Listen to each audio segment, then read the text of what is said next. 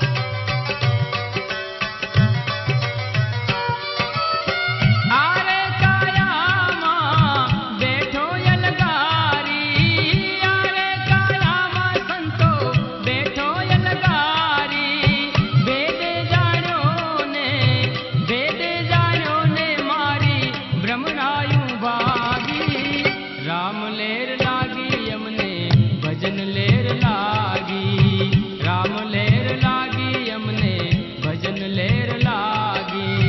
सीताराम सुरताने राम लेर लागी, सीताराम सुरताने राम लेर लागी, राम लेर लागी यमने भजन लेर लागी, राम लेर लागी यमने भजन लेर लागी।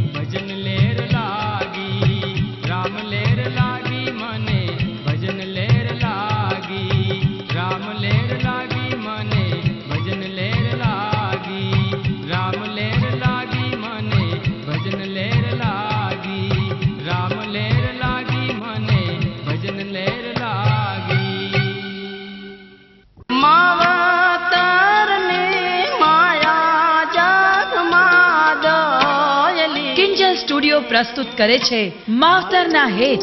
ઓ માનવ તું સેવા કરી લે માત પિતાની. માવતરના હેત સ્વર મહેશસિંહ ચૌહાણ. તમે પૂજો ચરણ માં બાપના સાચું તીરથ છે એના ચરણમાં. માવતરના હેત કિંજલ સ્ટુડિયો પ્રસ્તુત કરે છે ભજન ધૂન લાગી. ગાયક સ્વર ભરત બારોટ. ભક્તિ રસમાં તરબોળ કરતી ભજનની અનોખી ઓડિયો કેસેટ ભજન ધૂન લાગી.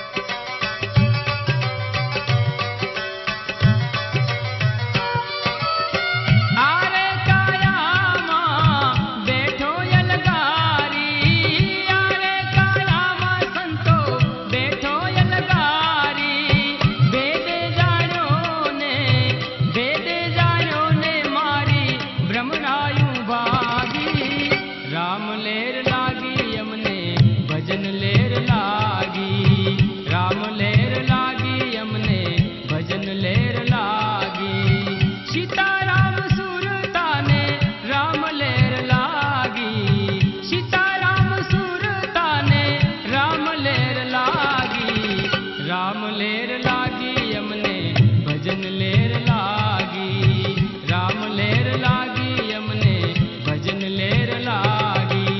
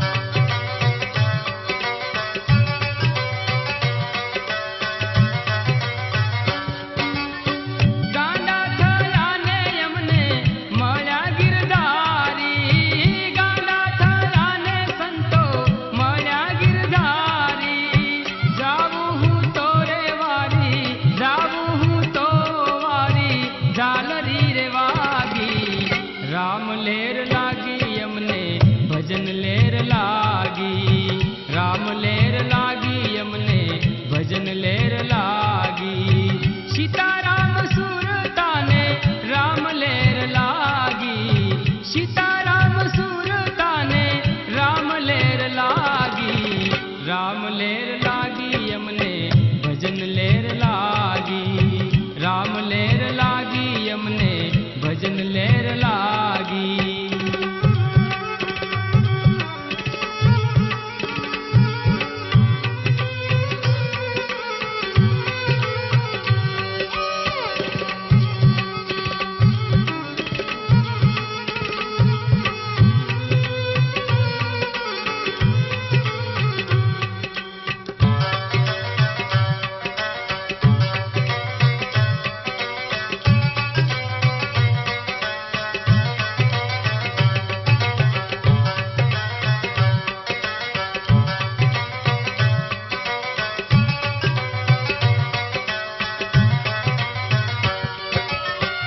હરિદાસને ગુરુ હરિગર મળિયા હરિદાસને ગુરુ હરિગર મળિયા મોક્ષની ચાવી મેં તો મોક્ષની ચાવી મેં તો હાલ તારે માગી રામ લેર લાગી મને ભજન લેર લાગી રામ લેર લાગી મને ભજન લેર લાગી સીતારામ સુરતાને રામ લેર લાગી સીતારામ સુરતાને રામ લેર લાગી રામ લેર લાગી મને ભજન લેર લાગી રામ લેર લાગી મને ભજન લેર લાગી રામ લેર લાગી મને ભજન લેર લાગી રામ લેર લાગી મને ભજન લેર લાગી રામ લેર લાગી મને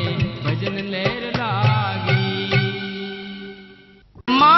માવતરને માયા જગમાં દોયલી કિંજલ સ્ટુડિયો પ્રસ્તુત કરે છે માવતરના હેત. ઓ માનવ તું સેવા કરી લે માત પિતાની માવતરના હેત સ્વર મહેશસિંહ ચૌહાણ. તમે પૂજો ચરણ માં બાપના સાચું તીરથ છે એના ચરણમાં માવતરના હેત કિંજલ સ્ટુડિયો પ્રસ્તુત કરે છે ભજન ધૂન લાગી.